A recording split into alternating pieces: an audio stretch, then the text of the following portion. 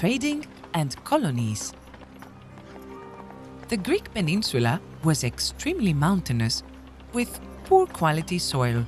As their populations grew, many cities struggled to grow enough food. Since most cities were built by the coast, traders built boats and set sail. They took with them goods such as wine, olives, figs, cheese, honey, perfumes and pottery, and returned with wood, wheat, ivory, spices, papyrus, textiles, and precious metals. The Minoans and the Mycenaeans. The Minoans were a powerful civilization living in Crete from 2600 to 1400 BC. They traded throughout the Mediterranean until they were defeated by the Mycenaeans. The Mycenaeans had large trading ships that could travel long distances. Mycenaean pottery has been found as far away as Egypt and Asia Minor. They were the first people to use the Greek language. As they traveled and traded, the Greek language spread. Around 1100 BC, the Mycenaean civilization came to an abrupt end, and the Greek Dark Ages began. Trade slowed to a halt. Trade posts and colonies. Between 900 and 700 BC, Greek cities formed city-states.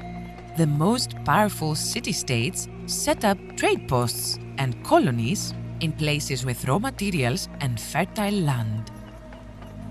They made deals with the people and rulers of these areas, offering protection from raiders and good trading partnerships in exchange for land. Colonies were set up as far west as France and Spain and as far east as the Black Sea. Trade thrived from the 6th century BC when cities started minting coins. Now, people could buy goods instead of swapping them. Permanent markets called emporia were set up. Merchants from all over the world met there to buy and sell goods. The port of Piraeus in Athens was a major Mediterranean trading post, and people flocked there from far and wide. Alexander the Great.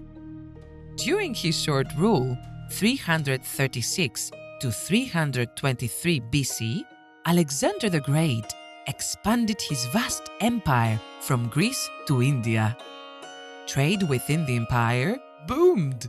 Greek art, philosophy, literature, and culture spread to the east, while craft techniques and styles of art spread from the east to Greece. Then, just as quickly as the empire had flourished, it declined. After Alexander's death, Greece was weak. The Romans seized the opportunity and swooped in to take control, and a new era began.